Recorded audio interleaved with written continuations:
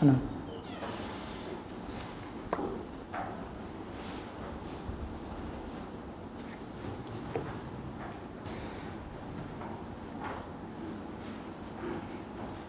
Yang lain masih lama nggak kira-kira? Ngeroki? Nyerot?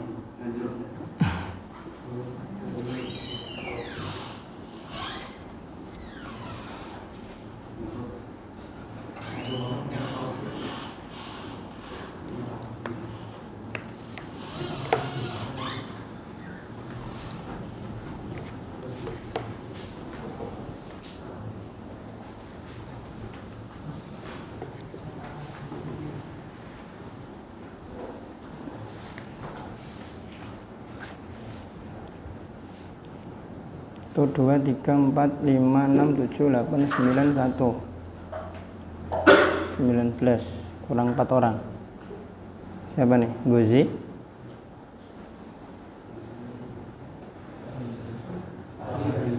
Fahri, Haidar, satu lagi Hasan. Mana Hasan? Ada Hasan. Hasan?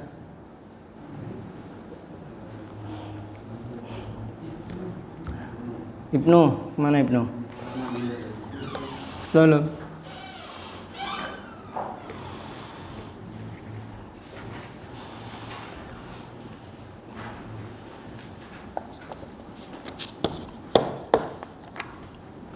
kita mulai sambil nunggu yang lain.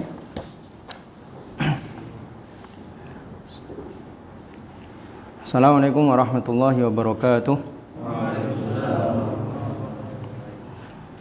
Alhamdulillah nahmaduhu wa nasta'inuhu wa nastaghfiruhu wa na'udzu bihi min shururi anfusina wa sayyiati a'malina may yahdihillahu fala mudilla lahu wa may yudlil fala hadiya lahu asyhadu an la ilaha illallah wahdahu la syarika lahu wa asyhadu anna muhammadan abduhu wa rasuluhu la nabiyya wa la rasula ba'dah.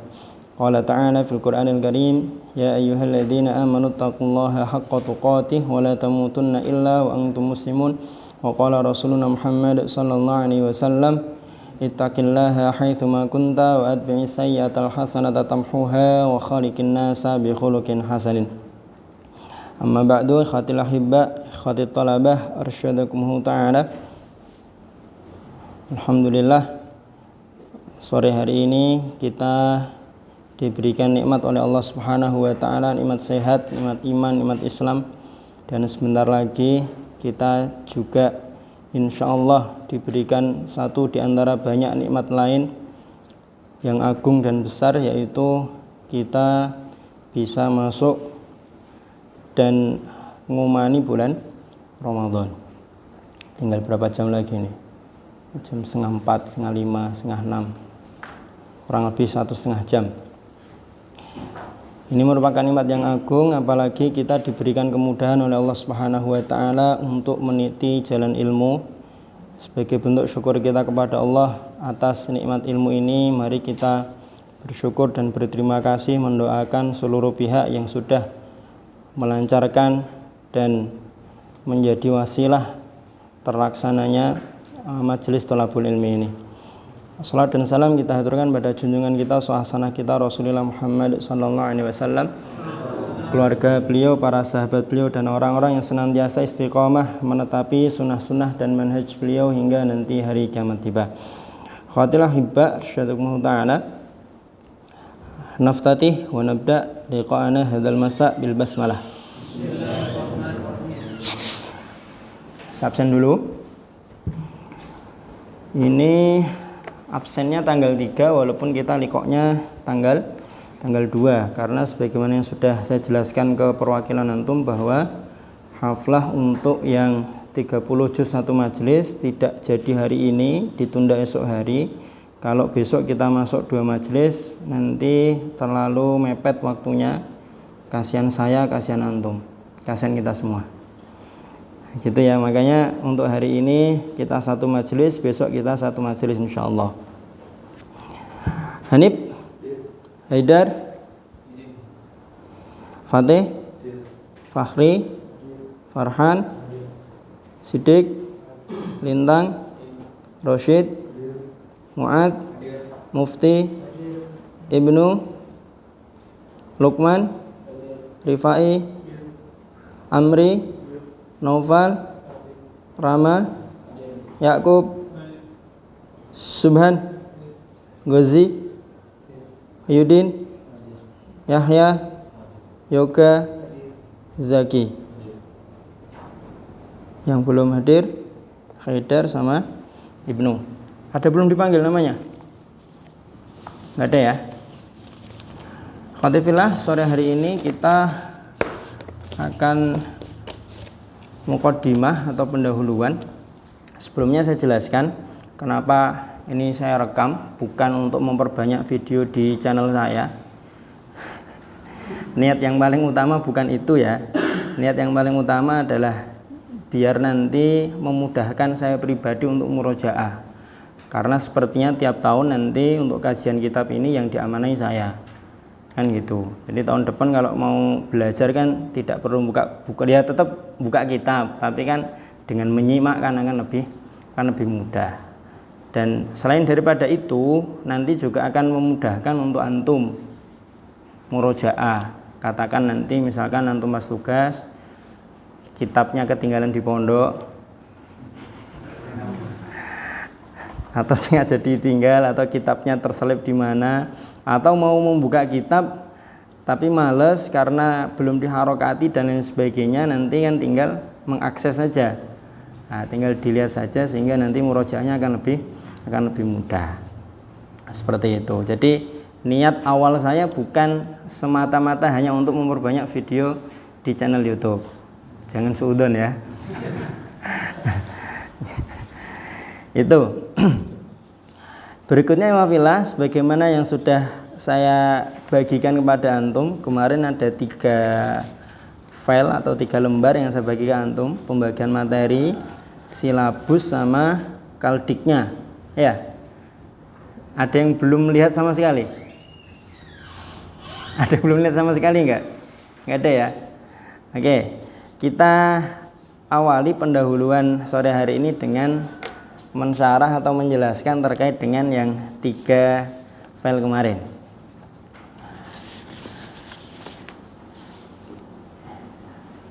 Di silabus tertulis tema pertama kita pendahuluan.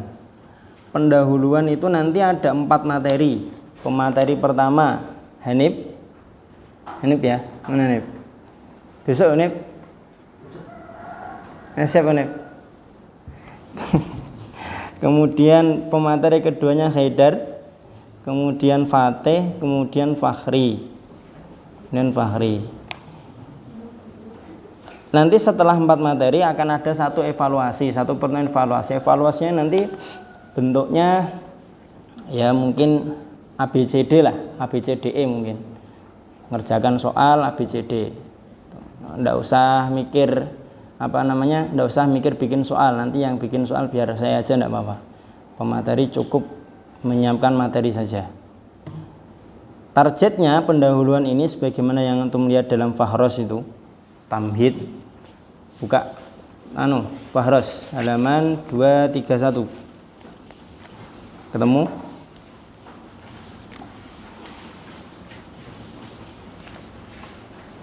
Ketemu? Ada?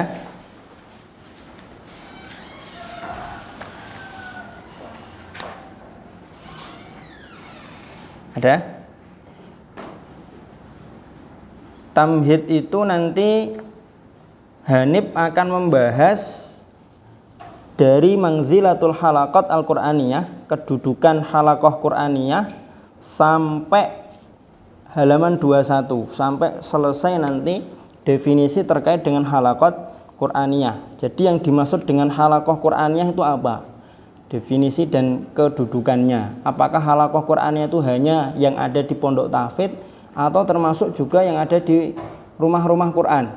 Apakah yang sifatnya dia rutin seperti di pondok pagi duha sore, pagi duha sore selama kurun waktu tertentu terbatas 2 tahun 4 tahun, atau halaqah Qur'aniyah itu dia ya yang penting halaqah, bahkan meskipun isinya tidak tahfidz, ngajar TPA, apakah itu juga masuk dalam kategori halaqah Qur'ani atau tidak? Nanti akan dibahas oleh Hanif.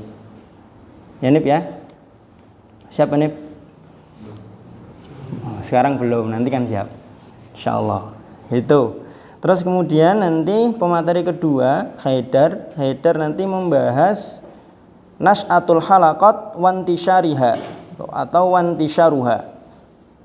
Pertumbuhan dan penyebaran halaqat Qur'aniyah dari sejak pertama kali Al-Qur'an diturunkan sampai masa kini.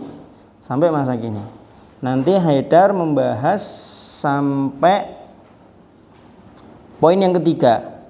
Halaqatun Nur fi Ghori Hira itu halaqahnya Nabi Muhammad dengan malaikat Jibril.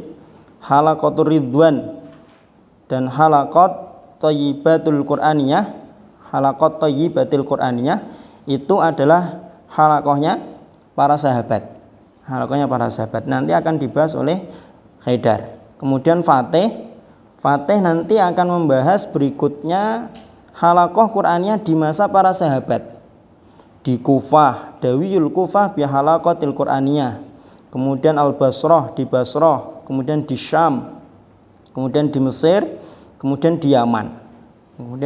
Nanti akan dibahas oleh Fatih. Siapa tokoh sahabat di Kufah, siapa tokoh sahabat di Syam, di Basrah, di Mesir dan di Yaman. Itu. Kemudian berikutnya setelah Fatih nanti Fakhri akan membahas tentang setelah masa para sahabat itu kan kemudian muncul dan bertumbuh yang namanya qiraat. Nah kan? Ada, kalau yang kita kenal biasanya ada qiraah sab'ah, itu yang masyhur. Kemudian ada tambahan lagi 3, kemudian ada tambahan lagi 4, semuanya jadi 14. Zuhurut takhassus fil iqra. Nah, itu yang dimaksud nanti adalah seputar sejarah qiraat itu. Kemudian atfalus salaf fi halaqatil Qur'anil Karim, itu nanti menggambarkan bagaimana anak-anak kecil di masa salaf dalam halaqah Qur'aniyah. Kemudian nanti ditutup pendahuluan itu dengan ahdaful halaqat al-Qur'aniyah. Misi sebenarnya dari halaqah Qur'aniyah itu apa? Apakah sekedar hafal? Apakah sekedar bisa baca Quran atau ada misi yang lain selain daripada hanya sekedar hafal? Itu nanti akan dibahas oleh Fakhri Ridwanullah. Makanya di silabus target dari pendahuluan itu kita paham definisi dan kedudukan, sejarah ringkas halaqah Qur'aniyah sama misi halaqah Al-Qur'an. Terus berikutnya nanti masuk fasal kedua, fasal pertama setelah pendahuluan. Ini fasal yang paling inti dan minimal harus selesai. Kalaupun fasal yang lain nanti tidak bisa selesai, fasal yang ini harus selesai dan harus paham. Karena ini nanti menjadi dasar pondasi pijakan dalam membuat kurikulum dan sistem tahfidz. Harus paham dan harus mengerti. Makanya sampai kalau di silabus antum lihat itu materinya ada 6 kali, kemudian evaluasi dan prakteknya 8 kali. Jadi nanti kita uji pemahaman teorinya 1 kali, berikutnya nanti kita praktek nyusun sistem tahfidz, praktek nyusun kurikulum. Nanti teknisnya tinggal kita buat satu-satu ya bisa, kita buat kelompok ya bisa. Tapi melihat dari jumlah antum yang 20 sekian ini, kalau dibuat satu-satu ya kayaknya waktunya tidak cukup. Kecuali antum mau nambah 1 semester di sini. Nanti sekalian tak kursusi cara menyusun dan mengetik dengan rapi di Word dan di Excel. Karena yang namanya kurikulum itu nanti harus lengkap dengan absensinya, kontrolnya, kan seperti itu. Schedulingnya pagi, siang, sore itu berapa dan lain sebagainya. Gitu. Nah, secara umum nanti pasal yang pertama itu akan membahas tentang asalibut ta'lim fil halaqat al-Qur'aniyah. Uslub atau kalau bahasa kita uslub itu ya cara atau gaya, cara pengajaran dalam halaqat Qur'aniyah. Didahului dengan tamhid yang akan disampaikan oleh Farhan. Farhan nanti akan membahas tamhidnya, pendahuluannya. Isinya seputar tentang adab-adab dalam pembelajaran Al-Quran di halaqah, baik yang khusus untuk pengajar, adab-adabnya seorang penanggung jawab halaqah Al-Quran itu apa, atau untuk murid, muta'alimnya, atau yang keduanya harus punya, baik si mu'alim atau muta'alim, guru atau santrinya harus punya adab-adab dalam halaqah Al-Quran. Kemudian yang kedua nanti membahas tentang uslubut talqin. Kita di Nasirul Quran ada talqin kan, ada talqin, biasanya kita laksanakan di waktu duha ketika antum masih dalam tahap setoran, ya kan, talqin nanti akan disampaikan oleh Hasan Sidik. Kita singkat talqin ini menjadi UT, uslub talqin. Uslub talqin. Talqin itu definisinya apa, dalil-dalilnya apa. Jangan kira talqin yang kita laksanakan di Nasirul Quran itu hanya sekedar hasil ijtihad para ustadz, susunan sendiri tanpa ada dalilnya. Ada dalilnya talqin itu. Ada dalilnya, hukumnya itu bagaimana, apakah wajib atau sunnah. Terus pentingnya talqin dalam sebuah sistem tahfidz atau dalam halaqah Al-Quran itu apa. Kemudian macam-macam dari talqin. Macam-macam dari talqin. Biasanya kalau yang antum praktekkan di hari Senin sampai hari Kamis itu kan fardi, sorogan kepada musyrif halaqah kan. Nanti kalau yang hari Jumat biasanya jama'i. Nah, di sini nanti anwa'ut talqin wa kaifiyatuhu, macam-macam dan bagaimana teknis pelaksanaannya. Jama'i nanti bagaimana teknis pelaksanaannya. Apakah satu-satu bergilir ataukah mu'alimnya membaca ditirukan. Nah, itu nanti akan kita bahas. Kemudian kalau fardi, nanti fardi itu juga bagaimana teknis pelaksanaannya. Bahkan nanti juga akan dibahas kamiyatut talqin wa mustawiyatuhu atau wa mustawayatuhu. Seberapa banyak yang perlu ditalqinkan dan levelingnya seperti apa. Levelingnya seperti apa. Dan yang paling penting dari uslubut talqin itu justru nanti judul yang paling akhir itu, qiyasu taqatil hifdzi ladat thalib. Bagaimana cara kita mengukur kemampuan santri untuk talqin.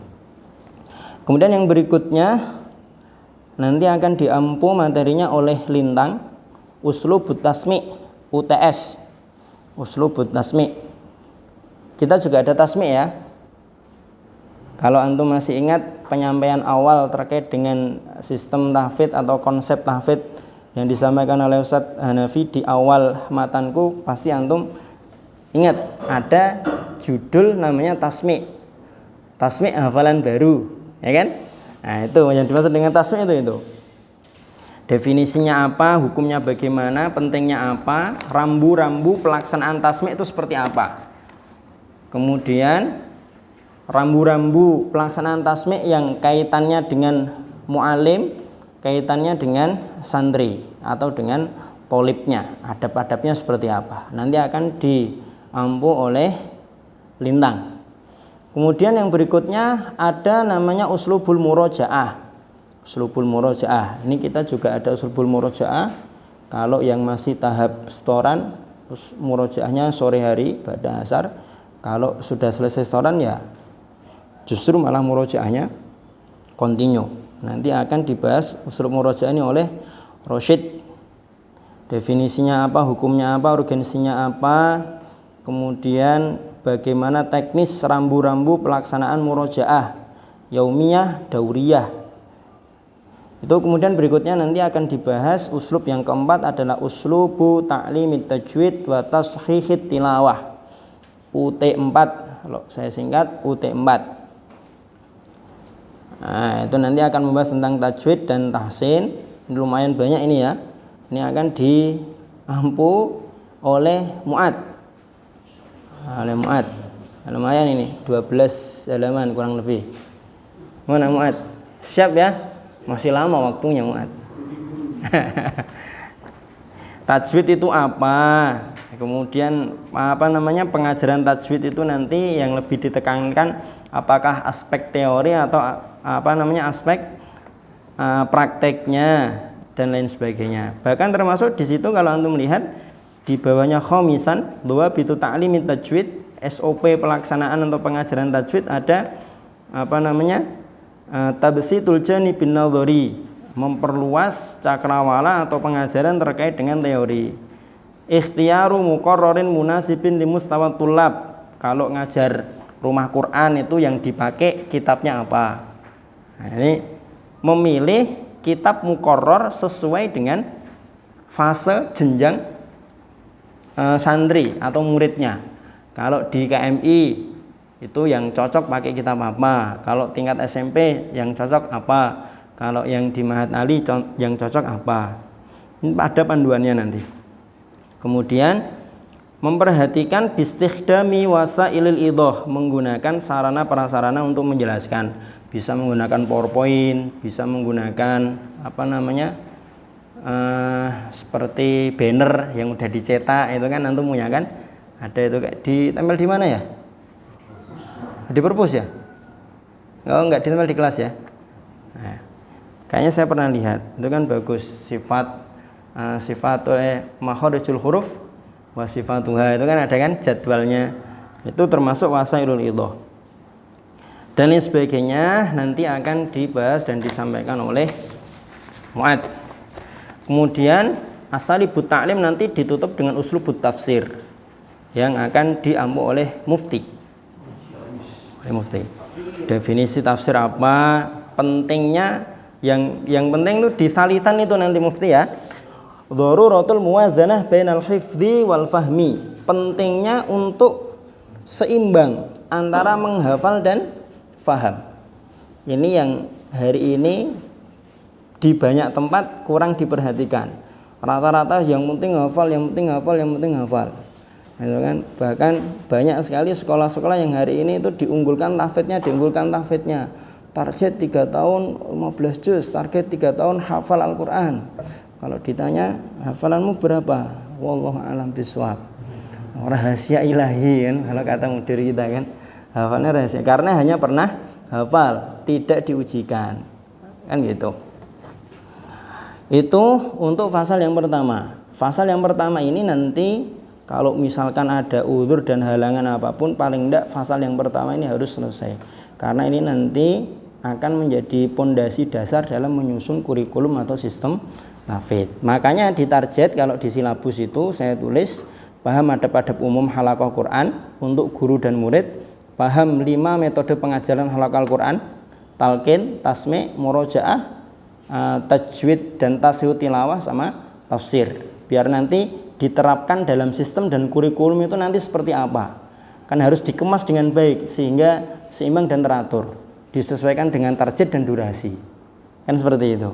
Kalau antum amati, karena antum sudah di semester akhir, harusnya antum bisa melihat kerangka utuh secara global sistem dan konsep tahfidz yang diterapkan di Nasrul Quran. Ya kan? Selama 2 tahun ini ada 3 tahap. Tahap tahsin dan najwid, ya kan? Kemudian tahap setoran alias tasmi, ada murojaahnya dikit, baru kemudian murojaah. Kan itu. Nah, nanti kalau durasinya lebih dari 2 tahun bagaimana? Kalau objek dari tahfidznya itu anak-anak TPA bagaimana, anak-anak tingkat SD bagaimana? Nah, itu nanti kita akan berlatih di situ, makanya prakteknya kita buat sampai 7 kali insya Allah. Targetnya mampu merancang sistem dan kurikulum tahfidz, kemudian memiliki analisa yang tajam terkait sistem dan konsep halaqah Al-Quran. Karena bisa jadi nanti kita bertugas di lembaga manapun atau di manapun tempatnya, bisa jadi kita tidak diminta untuk membuat sistem atau konsep baru. Sudah ada sistem yang berjalan, sudah ada konsep yang diterapkan, tapi kita diminta untuk melakukan islahat. Ya kan? Maka nanti langkah yang pertama kali harus dilakukan adalah minta filenya atau minta penjelasan yang sudah terlaksana seperti apa, dari bangun tidur sampai tidur lagi. Kemudian nanti dimatchingkan dengan asalib yang sudah kita pelajari. Sudah proporsional atau belum, sudah pas atau belum. Nah, gitu. Maka yang pasal pertama ini harus selesai, minimal pasal pertama. Selesai pasal pertama, nanti masuk ke pasal yang kedua, awamilut tahfiz fil halaqah al-Qur'aniyah. Faktor-faktor stimulus atau at-tahfiz itu motivasi. Bagaimana trik dan tips untuk memotivasi santri. Ini itu.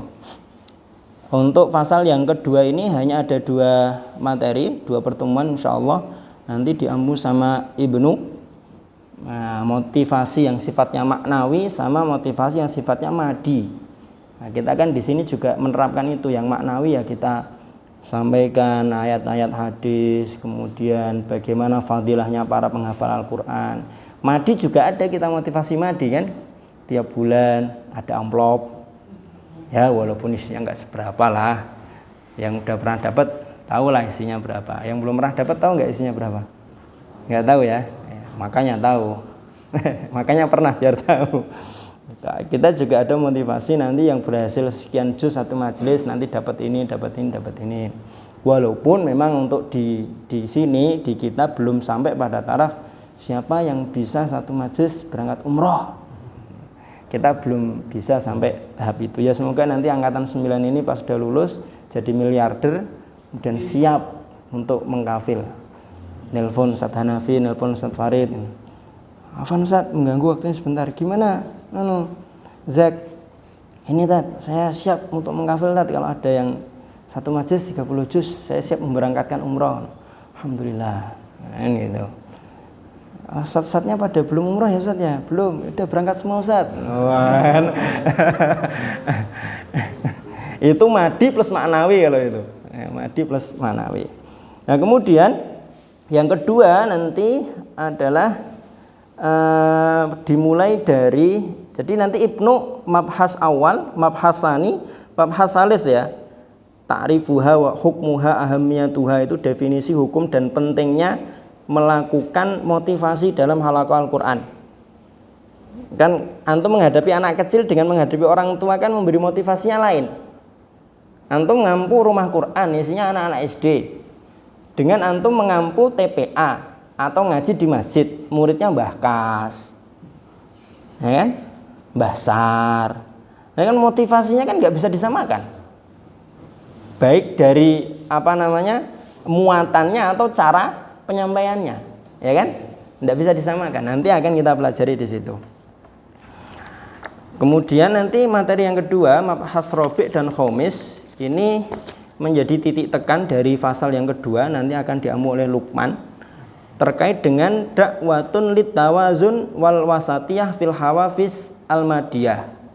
Itu jadi jangan terlalu banyak memberikan motivasi yang sifatnya materi. Pun jangan juga terlalu banyak motivasi maknawi tanpa ada materinya. Jadi harus seimbang. Ya maknawi ya madi. Cuma diiming-imingi madi aja terus. Nanti akhirnya malah orientasi orang atau anak menghafal ya hanya sekedar pengen madi, pengen mendapatkan materi aja. Kan gitu.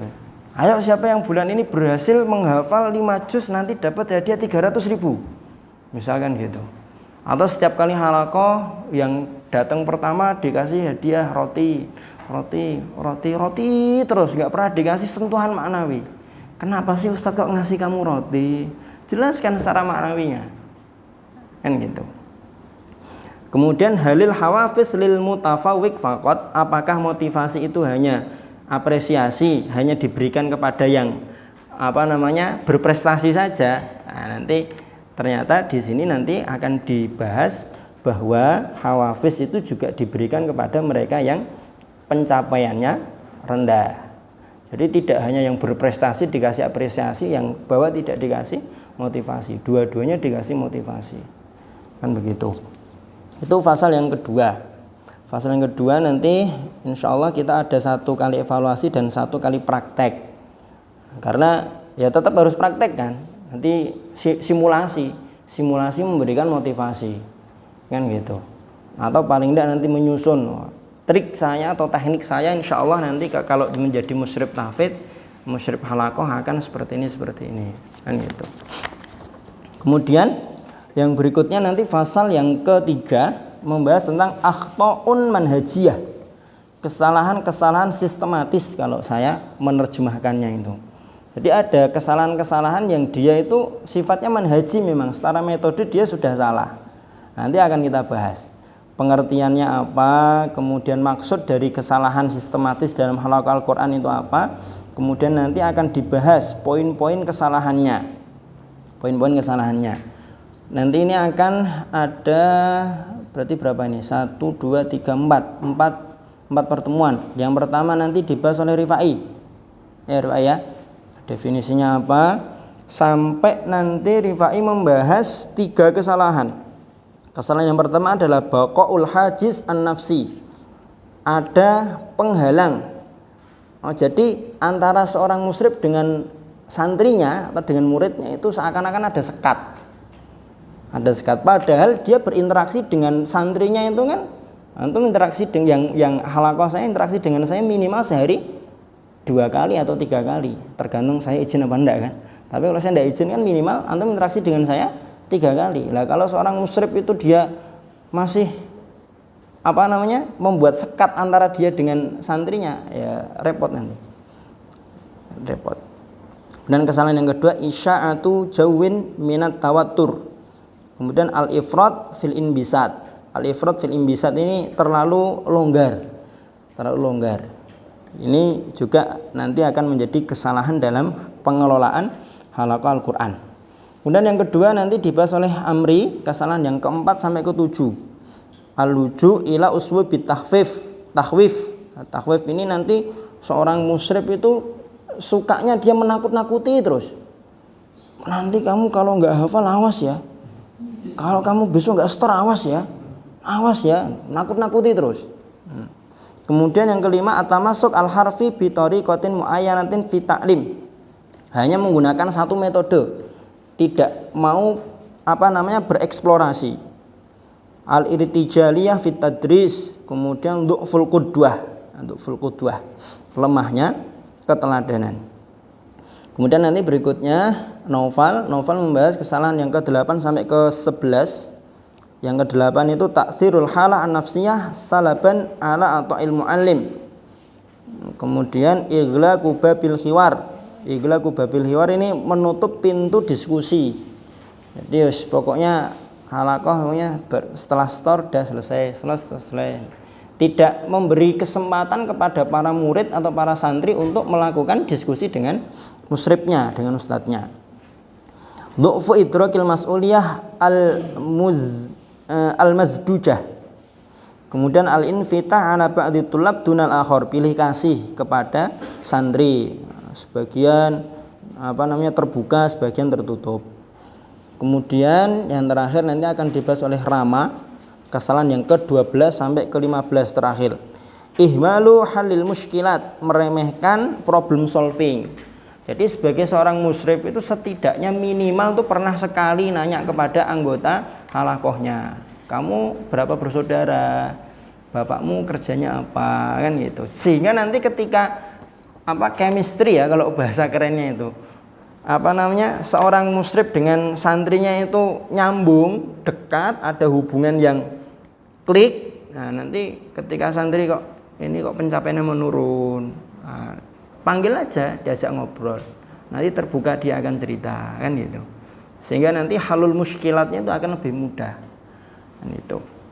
Kemudian al-israr alal khata', sudah tahu keliru tapi terus dilakukan. Du'ful mutaba'ah wa tasjil, mutaba'ahnya lemah, checkingnya lemah. Walaupun mungkin kadang ketika ada uzur diwakilkan, tapi jangan terlalu sering seperti itu. Ya sesekali aja, jangan terlalu sering seperti itu. Karena yang namanya mutaba'ah itu kalau sama musyrifnya tetap akan lebih perhatian dibanding dengan temannya. Nah, yang terakhir adalah istimraru ta'lim ba'dan tihail waqti. Waktunya sudah habis tapi terus masih lanjut halaqah terus. Ini masuk loh dalam kesalahan. Akhta'un manhajiyah. Iya, serius. Makanya kan kalau saya di halaqah saya belum habis waktu udah tak bubarkan. Itu juga salah ya sebenarnya ya. Itu juga salah. Itu untuk pasal yang ketiga, ini nanti harapan kita ini nanti bisa mengatasi atau mengantisipasi kesalahan-kesalahan dalam halaqah. Nanti sehingga ketika kita di tempat tugas itu dikasih tanggung jawab untuk mengampu satu halaqah, kita langsung bisa membaca nih, oh ini anak-anaknya kayak gini nih, berarti saya jangan sampai kayak gini. Jangan sampai nanti saya jatuh ke kesalahan yang ini, seperti itu. Kemudian pasal yang berikutnya, pasal yang keempat, ini nanti ada 4 pertemuan. Yang pertama diampu oleh Riki Yakub. Ini judulnya Muskilatun wa Hululun, problematika dan solusinya. Problematika dan solusinya, pasal yang keempat ini. Nanti mabhas yang pertama al-muskilat al-amah ad-daimah. Permasalahan-permasalahan yang persisten. Persisten itu maksudnya adalah kesalahan yang terus-menerus dilakukan. Terus-menerus dilakukan. Terus-menerus berulang. Nanti Yakub akan membahas sampai selesai mabahas yang pertama ya. Jadi masalah-masalah persisten itu ada 6. Yang pertama izdihamul halaqah bitulab. Jumlah anggota halaqah terlalu banyak. Terlalu banyak. Itu nanti akan tidak efektif halaqahnya. Nah, makanya nanti ketika antum diminta untuk ngoreksi sistem atau konsep tahfidz, di antara yang perlu antum lihat adalah satu halaqah anggotanya berapa. Nggak usah segan untuk nyampaikan kepada mudir atau kepada yayasan antum nanti. Ini tidak efektif, Ustaz. Satu halaqah, satu musyrib, masa isinya 20 santri. Padahal dalam halaqah itu yang diterapkan ada talqin, ada tasmi', ada murojaah. Berat ini, Ustaz. Bisa terlaksana tapi tidak akan maksimal. Tapi jangan dengan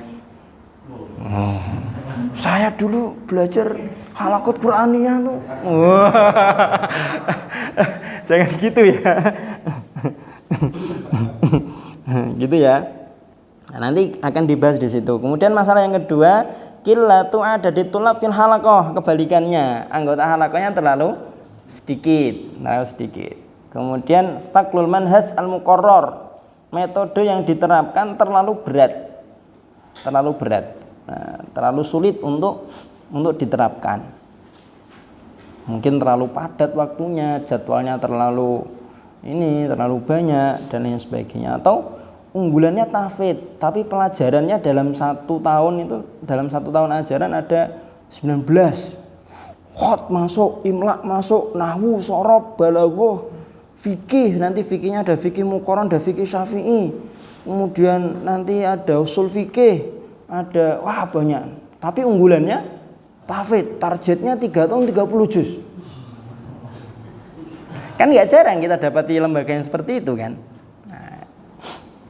Kemudian kusurul makan al-mu'ad anil mustawal matlub. Lokasi tempatnya terlalu sempit. Santrinya banyak, tempatnya tidak representatif. Du'ful insijam bainal mu'allim wal halqah. Du'fut tahsil al-ilmi lit talib. Itu nanti akan dibahas oleh Yakub. Kemudian yang berikutnya Subhan, membahas tentang masalah instan terbatas. Kalau tadi kan persisten itu dia kesalahan yang akan terulang terus. Kalau tidak segera dibenahi, ya akan menjadi masalah terus. Halaqah jumlahnya terlalu banyak. Kalau nggak diselesaikan, ya nanti sampai selesai akan jadi masalah terus, ya kan? Nah, kalau yang instan terbatas ini masalah yang sifatnya dia temporal, sementara. Makanya nanti si Subhan akan membahas sampai tentang muskilah ya. Masalah santri dengan santri. Nah, itu nanti kalau ada santri punya masalah dengan santri, bagaimana cara penyelesaiannya. Nah, gitu. Kemudian setelah Subhan nanti si Ghazi akan membahas tentang bagaimana kalau terjadi permasalahan antara santri dengan ustadz, plus bagaimana cara mengatasi terkait dengan masalah absensi. Mungkin dalam halaqah kita yang kita ampu ada santri yang dia ini hadir nggak hadir. Misalnya itu, hadirnya 2 kali, nggak hadirnya 3 kali maksudnya. Nah, itu nanti bagaimana cara penyelesaiannya. Itu pasal yang keempat. Kemudian pasal yang kelima hanya ada 1 pertemuan. full satu fasal nanti akan dibahas oleh Wahyudin.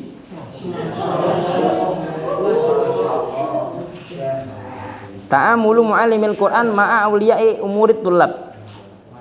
Bagaimana interaksi antara penanggung jawab halaqah dengan para wali santri. Kalau di sini, kalau antum lihat di mabhas itu, mabhasnya kan ada 3 ya. Mabhas yang pertama, siapa yang dimaksud dengan wali santri? Ini itu. Kemudian yang kedua, kewajiban-kewajiban wali santri. Yang ketiga, bagaimana para wali santri itu harusnya terkadang itu melakukan ziarah, berkunjung ke pondok, kemudian melihat bagaimana berjalannya halaqah yang ada di pondok. Tuh. Ini penting untuk dibahas karena banyak sekali lembaga-lembaga Al-Quran, baik tahfidz atau yang lain, tidak memperhatikan kerjasama dengan para wali, sehingga yang digenjot santrinya terus, muridnya terus yang ditekan, tidak melibatkan orang tua. Padahal sebenarnya kalau orang tua itu dilibatkan, nanti insya Allah akan lebih mudah. Katakanlah misal di sini antum terlalu dablek, terlalu nakal, kan, sampai ustadz itu berpikir, ini di sini banyak santri, kalau saya terlalu mikirin satu santri ini malah kasihan santri yang lain tidak mendapatkan haknya. Sudahlah, daripada santri ini bikin kita banyak kerjaan, lah misalkan. Sampai ada pikiran seperti itu, katakanlah. Itu kan sebenarnya kalau nanti kasus seperti itu terjadi, bisa diambil langkah minta bantuan kepada orang tua. Kalau orang tua sudah mentok, baru ya sudah, nggak ada solusi yang lain, kan gitu. Karena mungkin bisa jadi kita sebagai ustadz, sebagai penanggung jawab halaqah tahfidz, ya didengar oleh santri kita, dipercaya oleh santri kita, tapi mungkin untuk sampai pada taraf dipraktekkan itu mungkin bisa jadi akan lebih mandi. Tahu lebih mandi nggak? Lebih mujarab, lebih manjur kalau yang ngasih tahu orang tua, kan gitu. Apalagi kalau sifatnya pelanggaran yang santri itu takut kalau orang tuanya tahu, kan gitu. Karena ada itu adik kelas antum itu, tidak saya sebut namanya ya, nanti mengumbar aib. Kan ada adik kelas antum itu yang kayak gitu. Tolong Ustaz, jangan kasih tahu orang tua saya. Itu kalau udah seperti itu kan nanti di satu sisi bisa menjadi senjata untuk kita, tapi di sisi yang lain jangan sampai itu nanti menjadikan kita manut sama santri kita. Paham maksudnya? Nah, gitu. Nanti kalau orang tua saya tahu, nanti saya malah keluar Ustaz dari pondok, terus kita manut sama santri kita, nggak berani bilang sama orang tuanya, khawatir santri kita keluar. Ya jangan seperti itu juga, harus seimbang. Ini nanti terkait dengan manajemen komunikasi dengan wali santri akan dibahas oleh Wahyudin. Gak banyak, kurang lebih 10 halaman. Sama yang lain juga kurang lebih segitulah. Kemudian nanti pasal yang ke-6 full akan dibahas oleh Yahya. Kalau pasal yang ke-5 tadi membahas tentang bagaimana hubungan musyrif halaqah dengan wali, maka pasal yang ke-6 ini nanti akan membahas tentang alaqatul muallim bil musyrif al mas'ul anil halaqat. Bagaimana komunikasi antara penanggung jawab halaqah atau musyrif halaqah di sini ya dengan musyrif tahfidz. Jadi kan ada mungkin satu lembaga ada beberapa halaqah, 1 2 3 4 5 6. Nah, 6 halaqah ini kan ada satu ustadz yang bertanggung jawab. Nah, bagaimana manajemen seorang musyrif tahfidz dengan para musyrif halaqah? Nah, gitu. Bisa jadi nanti antum sebagai musyrif tahfidz, bisa jadi nanti antum sebagai musyrif halaqah. Nanti baik sebagai musyrif tahfidz atau musyrif halaqah, bagaimana manajemennya?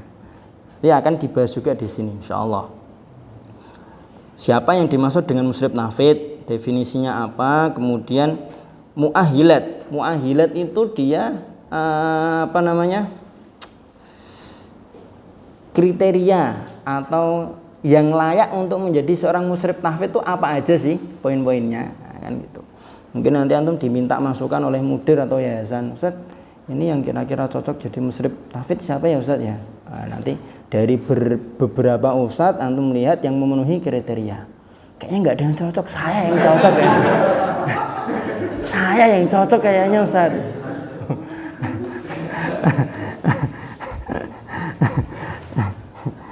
Gitu ya. Kemudian mabhas yang kedua, mahamul musyrif wa salahiyatuhu. Tugas-tugas seorang musyrif tahfidz itu apa?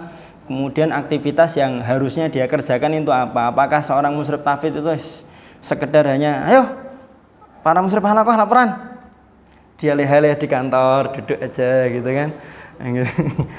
Nah, kan nggak seperti itu. Nanti ada tugas-tugas yang lain, harusnya dia memeriksa, kemudian mengontrol itu tidak hanya sekedar lewat WA. Kecuali memang ada udzur betul ya, lewat WA enggak masalah, tapi kan kalau enggak ada udzur ya harusnya inspeksi, kalau enggak ngecek absensi para musyrif halaqah itu disiplin apa enggak kan gitu. Kemudian wajibatul mu'alim tujahal musyrif, apa saja kewajiban seorang penanggung jawab atau musyrif halaqah kepada musyrif tahfidz. Kemudian pasal yang ketujuh, pasal yang terakhir nanti akan dibahas oleh yoga. Takwimul halaqah al-Qur'aniyah. Takwim itu evaluasi. Bagaimana cara melakukan evaluasi terhadap halaqah Al-Qur'an. Kemudian penutup nanti akan dibahas oleh Zaki. Penutup itu nanti ada wasoya imaniyah wa ilmiyah lil muallim, beberapa nasihat beliau penulis kitab kepada seorang penanggung jawab halaqah Al-Qur'an, sama dakwatun lil muwazanah bainal kammi wal kaifi, seruan untuk seimbang antara kuantitas dan kualitas. Itu yang jadi dilema di berbagai lembaga tahfidz, mengutamakan banyak atau kualitas, kan gitu. Nah, itu nanti juga akan menjadi pertimbangan dalam menyusun konsep dan sistem tahfidz. Lihat durasinya berapa, target yang diinginkan berapa, cocok atau tidak, kan gitu.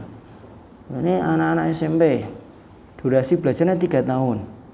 Muatan yang diajarkan di kelas ada mata pelajaran umum, ada mata pelajaran ulumus syar'i. Pelajaran umumnya lengkap, ada IPA, IPS, MTK, bahasa Indonesia, bahasa Inggris, ada PKN, ada muatan lokal. Muatan lokal itu ada kerajinan tangan, ada olahraga, banyak. Ulum syar'inya juga lengkap, akidah, fikih. Target tahfidz yang diinginkan dari lembaga selama 3 tahun 15 juz mungkin.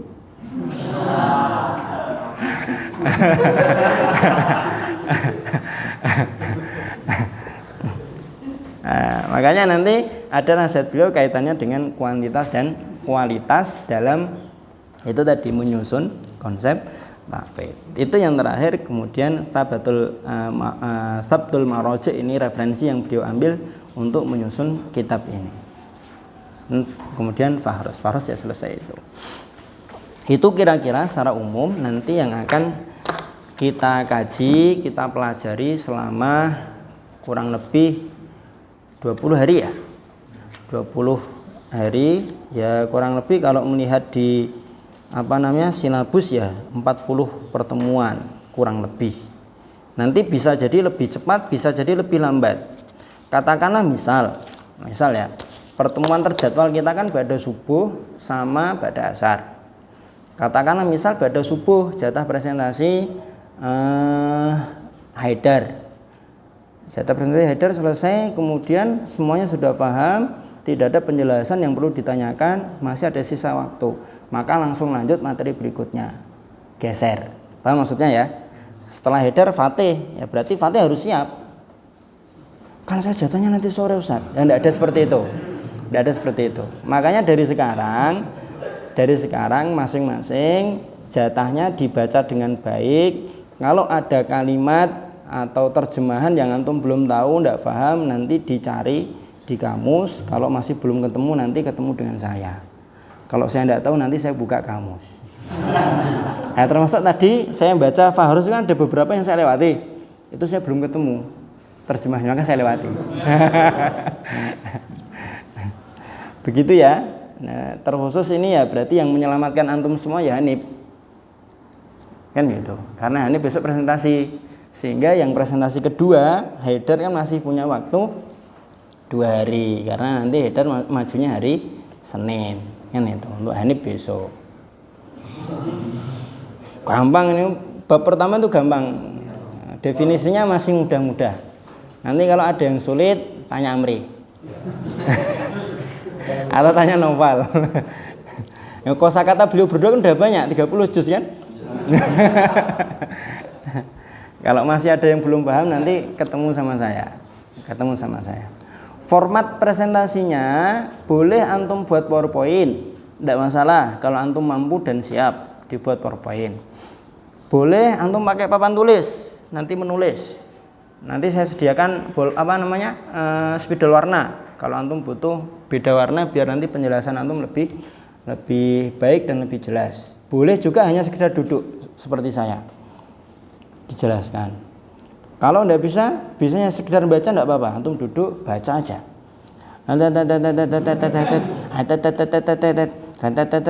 Fahim tum? Fahimna.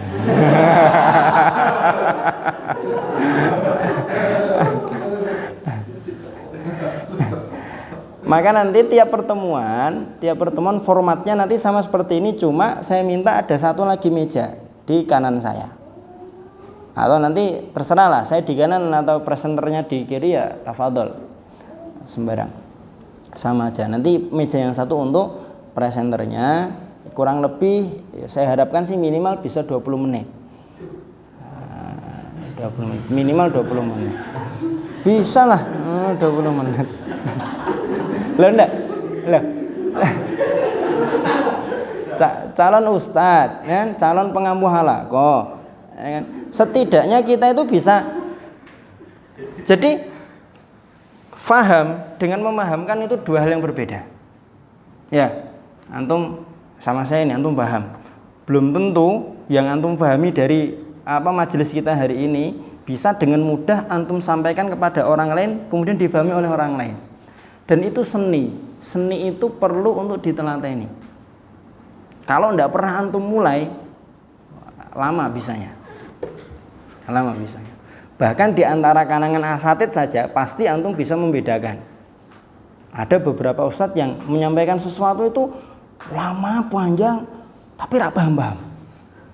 Ya kan? Ada juga tipe ustadz yang ngomongnya pendek, tapi langsung paham. Tanggal 27 ujian ya. Ya kan, paham kan? Paham kan? Ya, artinya apa? Kalau 27 ujian berarti kan artinya apa? Persiapan, murojaah kan gitu kan? Tapi ada yang ngomongnya panjang, belibet, tapi tidak paham-paham. Itu seni. Ada juga yang kalimatnya panjang dan memahamkan. Itu seni. Teorinya ada di berbagai buku.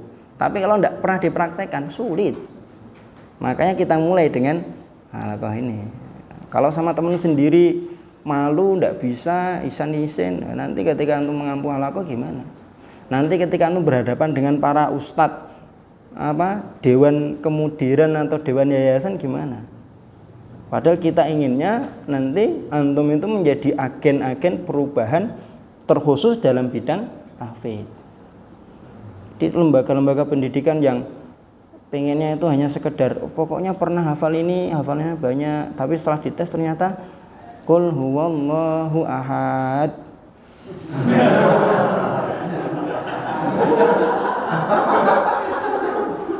Allahus somad. Yang seperti itu kita harapkan sudah tidak ada lagi nanti setelah antum menjadi agen-agen perubahan. Dan muatan materi itu setelah antum pahami dari kajian kitab kita, antum harus punya trik dan seni untuk memahamkan kepada orang lain.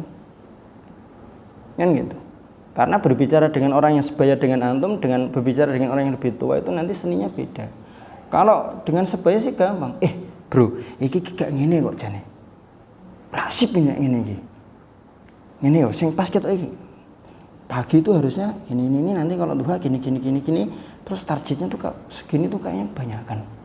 Kalau sama teman sendiri, tapi kalau sama orang tua kan nggak gitu. Nun saya Ustaz, pengalaman saya dulu ketika di pondok kan gitu kan. Ya.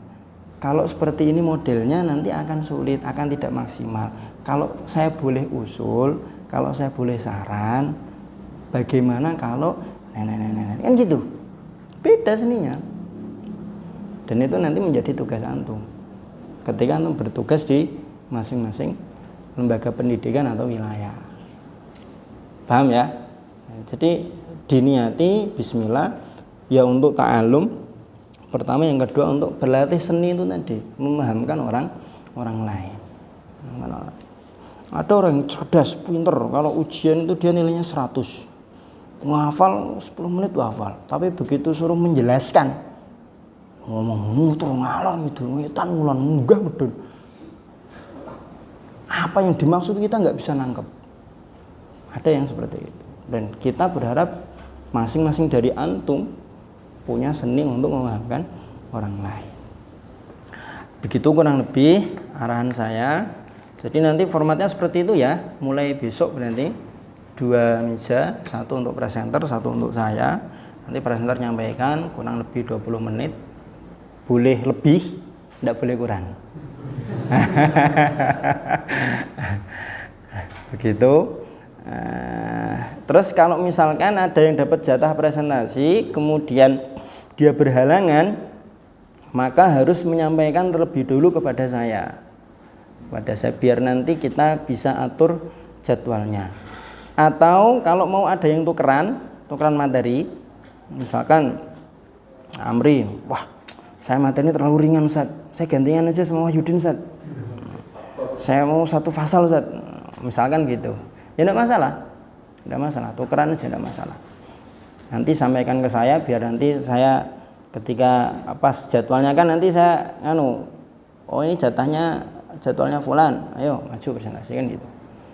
Gitu ya. Itu mungkin arahan awal dari saya terkait dengan nanti kajian kitab kita Halaqat Qur'aniyah selama kurang lebih 20 hari selama bulan Ramadan. Nanti lebih lengkap dan lebih detailnya terkait dengan silabus tadi, karena target-targetnya memang tidak saya bacakan. Nanti bisa antum baca di lembaran yang kemarin sudah saya printkan dan saya kasihkan ke antum. Kemudian berikutnya sebelum saya tutup, ini kita ada absensi kehadiran. Nanti setiap pertemuan akan kita absen. Sebenarnya kalau saya pribadi tidak mewajibkan. Kalau saya pribadi lebih senang tidak mewajibkan. Sehingga nanti di dalam dares itu, di dalam majelis itu ya isinya orang-orang yang memang betul-betul ingin untuk tahu, ingin belajar. Gitu. Enak kalau di majelis, di dares itu orang-orang yang memang betul-betul pengen belajar, perhatian betul, pengen tahu betul, menyimak kan gitu. Tapi kalau yang ada dalam majelis atau dares itu orang yang udah nggak ada niat, udah nggak ada minat, itu kan. Nah, kalau saya pribadi sebenarnya lebih senang tidak mewajibkan, sehingga nanti yang memang dari awal kayaknya saya tidak perlu Ustaz untuk halaqat Qur'aniyah, kayaknya sudah paham Ustaz dari kerangka yang antum sampaikan, saya udah. Misalkan ada yang seperti itu, enggak apa-apa, nanti temui saya Ustaz, Ustaz. Kalau saya pribadi sebenarnya enggak masalah. Cuma ini kan memang tuntutan dari dari bagian kurikulum, dari bagian tahfidz, dan memang sudah menjadi bukan kebiasaan ya, sudah menjadi amanah dan tanggung jawab kita. Nasrul Quran ingin supaya alumni-alumni kita itu tidak hanya sekedar hafidz, tidak hanya sekedar pernah belajar, tidak hanya pernah menjadi objek dari kurikulum dan sistem, tapi bisa menciptakan dan membuat konsep, bisa membuat kurikulum, bisa menjadi seorang problem solver, pemecah masalah, bukan menjadi troublemaker, ke tempat tugas tapi malah jadi trouble, disuruh jadi musyrif tahfidz, jadi bagian tahfidz, membawai banyak halaqah, pas pagi malah main game, tidak mengontrol halaqah malah main game. Jatahnya satu semester itu ada kontrol penuh, pendataan, kemudian mendata grafik pencapaian, tapi data-datanya belum lengkap.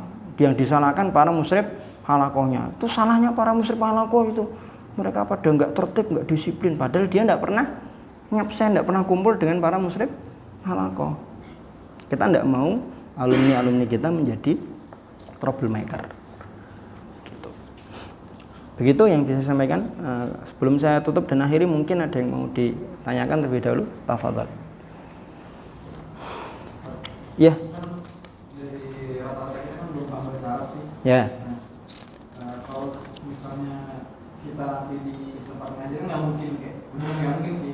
Kayak agak susah mamin buat bahasa Arab. Ya. Kalaupun ada HP kan belum tentu di HP itu artinya sesuai di sini. Apakah ada solusi lain gitu? Misalnya ada buku terjemahan. Buku ini memang belum diterjemahkan, jujur saja. Dan saya mau menerjemahkan itu gimana ya? Kalau kita terjemahkan sendiri, kita ajukan penerbit, itu biasanya nanti antara ACC dan tidak ACC. Dan kalaupun ACC itu nanti antara dibiayai penuh oleh penerbit dengan konsekuensi terjemahan kita jadi haknya penerbit, atau dengan biaya kita sendiri. Dan kalau biaya sendiri ya gitu. Gitu. Kalau terjemahan saya ini belum ada. Makanya di antara alternatif solusi yang terfikirkan kemarin sama saya itu ya ini kita rekam. Biar nanti ketika antum ingin murojaah bab-bab tertentu mungkin kayaknya dulu pernah dibahas sama Wahyudin, manajemen komunikasi dengan wali santri. Nah, nanti tinggal antum buka aja channel saya.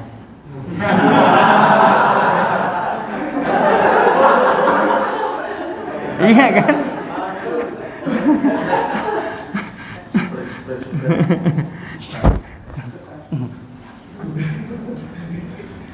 Nah, begitu. Sebenarnya ini kalau digarap bareng-bareng bisa sebenarnya, kan cuma berapa halaman ini? 230-an halaman. Digarap sendiri aja mungkin sebulan selesai. Apalagi kalau digarap sebulan tanpa ada aktivitas yang lain ya.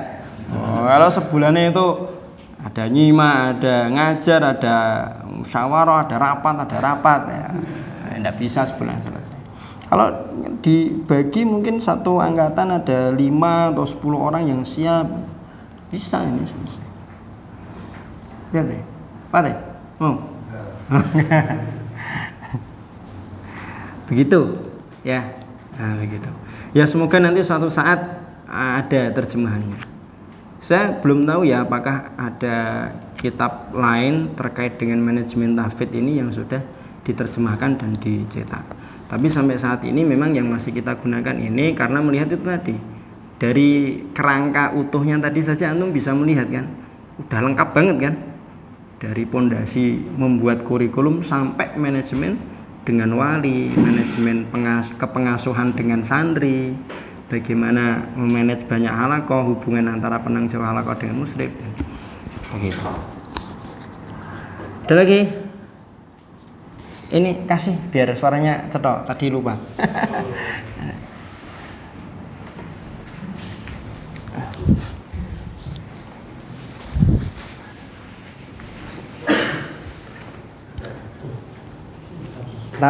Fatih dulu. Gak usah dipasang, dipegang aja. Kan gantian nanti, ya. Gimana? Kira-kira halaqah Qur'aniyah ini bisa dipraktekkan di sekolah-sekolah selain tahfidz nggak? Makanya itu kita perlu dan penting memahami maksud dan definisi dari halaqah Qur'aniyah. Apakah halaqah Qur'an itu hanya tahfidz atau tidak? Kalau yang antum maksud selain tahfidz itu yang sifatnya bukan Al-Qur'an, ya enggak bisa. Misalkan pondok takhususnya di ulum syar'i, fikih. Antum terapkan manajemen halaqah Qur'aniyah, ya enggak bisa. Gitu. Kalau mungkin rumah Quran atau Iqra, bisa jadi bisa diterapkan. Karena lima prinsip dasar tadi ya, talqin, tasmi', murojaah, kemudian apa? Talqin, tasmi', murojaah, tajwid tahsin sama tafsir, itu nanti bisa jadi dalam satu konsep, tidak lima-limanya dimasukkan. Pertimbangannya apa dan bagaimana? Melihat ke target akhir dari sebuah institusi, lembaga atau suatu komunitas. Misalkan nanti antum ada yang ditugasi memegang komunitas pemuda hijrah di suatu tempat. Mereka ingin mengadakan satu program tentang Al-Qur'an. Maka nanti dirumuskan dulu tujuan akhir dari program Al-Qur'an ini apa? Bisa bacakah, hafalkah, atau apa? Nanti sehingga kalau targetnya sudah ada, tinggal nanti di breakdown ke bawah. Durasinya berapa, ya kan? Terus yang kita masukkan apa saja, mana yang didahulukan, atau jalannya beriring bersama. Nah, gitu. Dan nanti insya Allah akan kita pelajari di materi yang ke fun. Ini ada yang bertugas sore ini? Qobliyah iftar? Hah? Yo, kita enggak, tapi kan sana ada. Sana beberapa. Ada yang berangkat Sinanggol sore ini? Aku tak berangkat. Enggak ada kan? Enggak ada. Nanti kita di ini. Jadi pembukaan, ada evaluasi pasal pertama, kemudian ada evaluasi. Setelah itu nanti akan saya sampaikan bagaimana langkah-langkah untuk merancang kurikulum atau konsep baru. Setelah itu nanti kita praktek. Nanti ada praktek setelah itu. Insyaallah. Gitu ya Fatih ya. Ya. Yang lain, Amri tadi. Sudah? Oh ya sudah. Ada lagi yang lain? Fadhol? Kalau ada?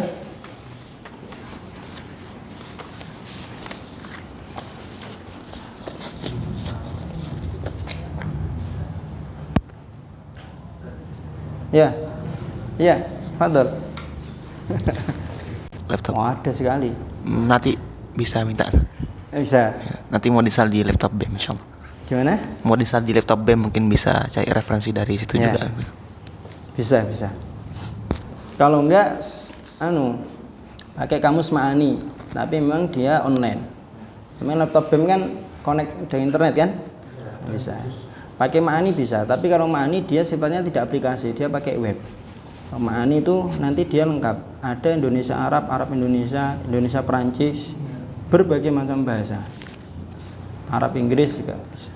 Tapi kalau kamus yang aplikasi ada.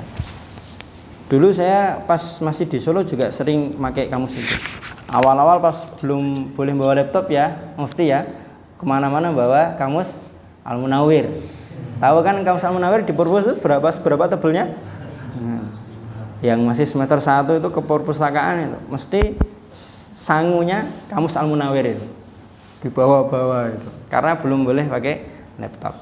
Tapi pas sudah boleh pakai laptop ya tinggal ketik enter, ketemu terjemahnya. Cuma kadang memang yang sulit itu menyesuaikan terjemahan di kamus dengan susunan kalimat, karena bisa jadi ketika kita cari di kamus doroba maknanya memukul, tapi ketika kita baca di kalimat, masa ini memukul sih? Wadrib lahum masalah, dan pukullah untuk mereka permisalan. Memukul permisalan. Masa permisalan dipukul? Kan gitu. Enggak pas ini ya gitu. Begitu. Ya, kalau enggak nanti download ya ada di kecil berapa MB tok. Ada lagi? Kalau ada.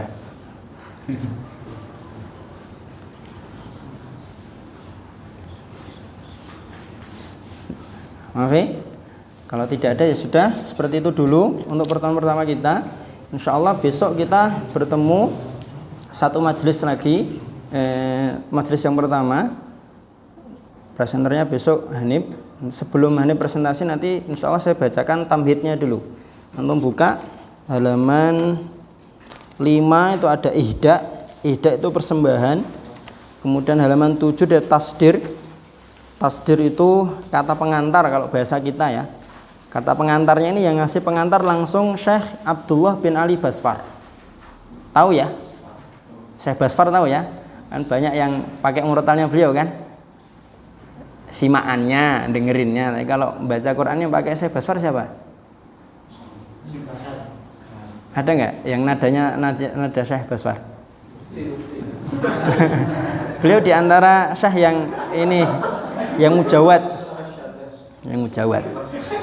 Tasdir dari beliau ini diantara yang memotivasi kita. Kenapa kok pakai kitab ini?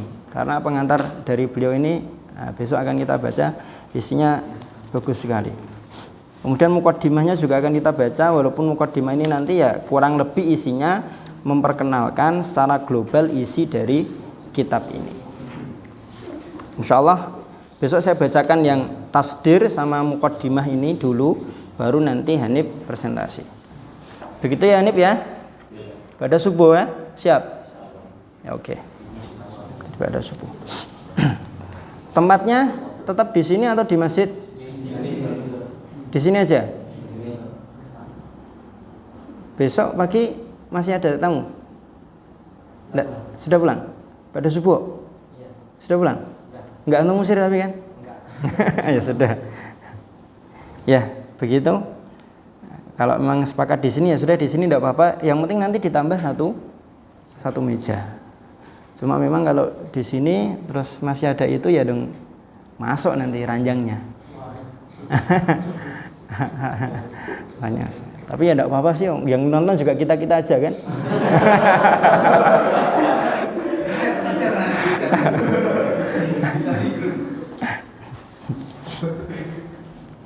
Ya. Begitu, ketemu lagi besok insyaallah pada subuh. Semoga diberikan kesehatan, keistiqomahan. Nah, ketemu lagi besok dan sekali lagi antum jaga kesehatan, jaga suara, jaga tenggorokan. Walaupun antum banyak yang mentargetkan murojaah sekian juz, khatam sekian kali, jangan lupa untuk banyak minum. Banyak minum, kurangi gorengan. Nah, kurangi gorengan. Nah, gitu. Cilok. Begitu, khatilah hibah, khatilah labar, sudah ta'ala. Kalau tidak ada lagi yang mau didiskusikan, ditanyakan, nakhtatim bidu'a kafaratul majlis. Alhamdulillahirabbil alamin. Assalamualaikum warahmatullahi wabarakatuh. Waalaikumsalam.